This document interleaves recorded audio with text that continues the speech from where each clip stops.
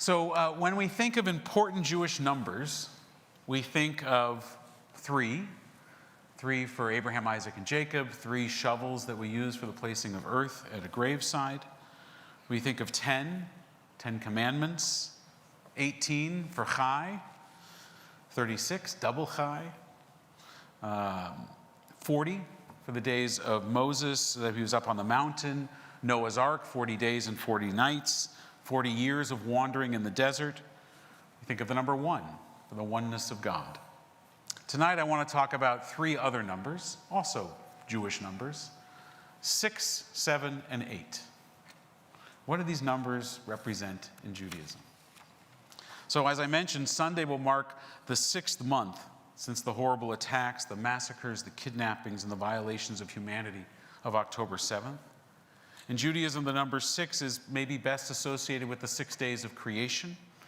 It's not a number for completion. That number is 7, which I'll talk about in a moment. But 6 is the number for the cessation of work. After the 6th day, you rest, you take stock.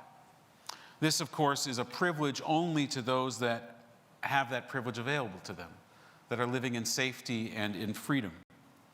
One of the indelible aspects of slavery that we recall each year at Pesach, and we'll do in just a couple of weeks, is that for a slave, every day is day 1 through 6. There is no rest. There is no Sabbath. There is no end or sense of completion. It just goes on and on and on without end. In Israel, and really throughout the Jewish communities of the world, many still consider it to be October 7th. Many are still very much in the midst of the horrors of that moment. There is no aftermath. It is October 7th for the 182nd time. So what is the significance of this Sunday and its 6-month mark? Maybe nothing beyond to note that, significantly, it's not over. There is no sense of arrival at the destination, the completion of something, just a continuing arduous journey with what feels like no end in sight. In a war that is being fought often in tunnels, there is no light at the end of this one. 7, of course, is a Jewish number. The Sabbath day, the sabbatical year, the 7 matriarchs and patriarchs, the 7 weeks of the Omer. In 2 weeks, we'll celebrate Pesach, which is one of the 2 7-day holidays. Anybody know the other one? Not Hanukkah, that's 8. Sukkot, thank you very much. You can get the matzah prize. Whose end, by the way, will forever now be linked to the start of the Gaza war. 7 is a number of wholeness and of holiness. Rabbi Abraham Joshua Heschel speaks about Shabbat Menucha. I mentioned the phrase earlier. Heschel explains that Menucha, which we usually translate as rest, means something more than withdrawal from labor and exertion. More than freedom from toil and strain or activity of any kind. Menucha is not a negative concept, but something real and intrinsically positive. He says, what was created on the 7th day, he asks rhetorically? Tranquility, serenity, peace, and repose. To the biblical mind, menucha is the same as happiness and stillness, as peace and harmony. That is why the 7th day is holy. To arrive at the 7th day of this war, at the 7th of this war, whatever day that is, on whatever month that occurs, will feel like, I think, if we can imagine it, heaven on earth, compared to the hell on earth that has been unleashed. But still, Shabbat is not real time. We don't live in the ethereal world of Shabbat, we visit it. But we live and work in the long days between the Sabbaths. Shabbat is fleeting.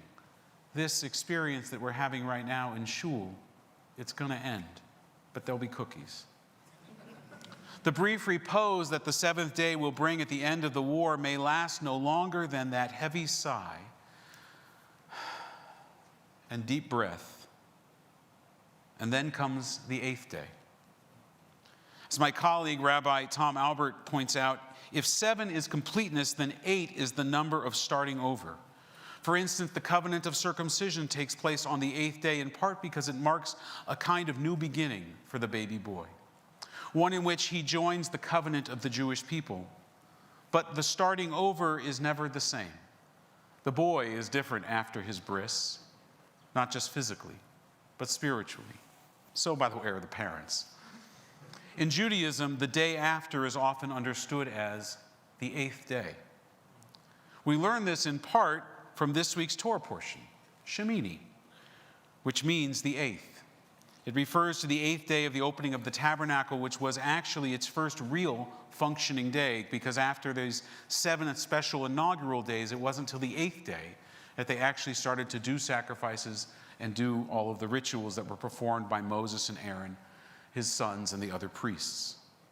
On this official opening day, Moses commands Aaron and the people to bring sacrifices to the tabernacle. For today, God will appear to you, it says in the Torah portion that Colin's going to chant tomorrow, which is, after all, the point of the whole thing. The point of building the tabernacle so that God will have a place that he can dwell, or God can dwell among us. Vayehi bayom hashmini, the parashat reads, on the 8th day. Now, Rabbi Harold Kushner has written that the ordination ceremony that happened just before this ended the period of heightened awareness that began at Mount Sinai and brought us to a more normal state of affairs, the 8th day. As he writes, on the 8th day, we are challenged to begin living in the day-to-day world of ordinary events. And this is true. But I'll add that the day-to-day world of ordinary events isn't the same world that the people knew before they got to Sinai. It isn't the same world of escaped Egyptian slaves. It's the new world of Torah that they now have to put into practice. A world with new societal rules, new customs, new ethics and practices. It is not going back to normal. It is going forward to a new beginning. That's the 8th day, a new beginning. And so while I pray for the 7th day, the Sabbath of this war, it's the 8th day that we are all working and that Israelis are fighting for. Not the reprieve, but the new beginning.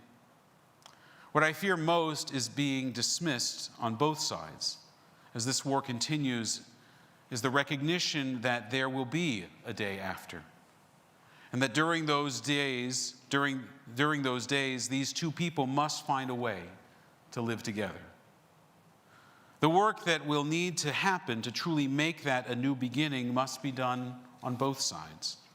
And if they can't or won't do it, it will be the height of hubris for either side to claim victory when so many innocents have been killed and murdered. There is no winning of this war. Both sides have lost an unfathomable amount. But our parsha reminds us that it is human nature to abuse the 8th day.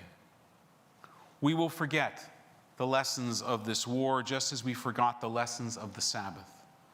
Too often we enter into the 8th day just like we did the 1 through 6 before the Sabbath, unchanged, uninformed, unwilling to make new or different beginnings. And our parsha bears this out in the very next scene on the 8th day. And you remember this maybe from the last time you heard this Torah portion. It's about Aaron and his sons. Now Aaron's sons, Nadav and Avihu, each took his pan and placed fire in it and placed on it incense and brought it before the Eternal, a strange fire which God had not commanded them to bring. And the fire went out before the Lord and consumed them, and they died before God. They got biblically, divinely zapped. Doesn't say that, that's a paraphrase. And then, Vayadom Aharon, and Aaron was silent. Commentators have speculated for centuries as to why they offered the fire that was not commanded, and then also why they suffered such severe consequences for doing such a thing. There are many explanations. They range from those two boys being intoxicated to being filled with religious zealotry, which I guess is another form of intoxication. And maybe all of those and all the things in between are correct, but the one that I think is relevant for us in this moment, and particularly for whatever remains of the leaders of Israel and Gaza after this war, is that they were consumed, Nadav and Abihu, by self-importance and power. Now that they had been ordained as priests, the power to make sacrifices in their hands, they couldn't wait to use it. And so they offered a sacrifice not to satisfy God, but to satisfy themselves, their own lust for control and power. What they had not speculated on, what the commentators had not speculated on, is why Aaron was silent. His reaction in that moment was shock and horror. He had no words to describe his sorrow and loss as he saw his children killed before his eyes. We don't need an explanation or a commentary for that. As we reflect on the significance of 6, 7, and 8 within the context of Judaism, within the context of this war and the ongoing struggles facing our community, we would be wise to learn the profound lessons embedded in those in those numbers. The 6th month since the tragic events of October 7th serves as a stark reminder of the relentless suffering endured by many, where rest and reprieve remain elusive. It is a testament to the enduring struggle against hate and dehumanization, highlighting the urgent need for lasting peace, for moral leadership, for healing, and, God willing, ultimately reconciliation. As we look towards the 7th day, symbolizing completeness and holiness, we yearn for the tranquility and the harmony promised by Shabbat, a tranquility and harmony that land has rarely, if ever, known. The prospect of reaching this 7th day of rest amidst conflict is a beacon of hope, signaling a moment of respite and renewal, but as elusive and as holy as Shabbos itself. However, it is the 8th day that holds the true promise of transformation. A new beginning marked by a departure from the past and a commitment to forging a better future. Just as the tabernacle was inaugurated on the 8th day, signaling a shift towards a new reality guided by Torah principles, not by life as slaves in Egypt, so too must we embrace change and reconciliation in the aftermath of strife. A new beginning, a different way. And so the cautionary tale of Nadav and Avihu serves as a sobering reminder of the pitfalls of hubris and self-interest. If we fail to heed the lessons of the past and we perpetuate the cycles of violence and hate and dehumanization, any semblance of renewal will be marred by the same destructive forces that preceded it. And so we strive towards the 8th day. But as we do, let us do so with humility and compassion and a commitment to building a world grounded in justice and peace and mutual respect. I pray that Jews and Muslims, Israelis and Palestinians will learn one thing, if nothing else, from all of the pain and all of the loss and all of the death that they have inflicted upon each other. May they learn, and may we all never forget, that life, which both have shed rivers of tears over losing, that life is more precious than land, more important than religion and ritual. That on the 8th day, both peoples and all peoples will embrace the opportunity for a new beginning, guided by that shared truth. May the shock and horror of parents seeing their children killed before their eyes forever remind us all that we can never, ever allow this to happen again.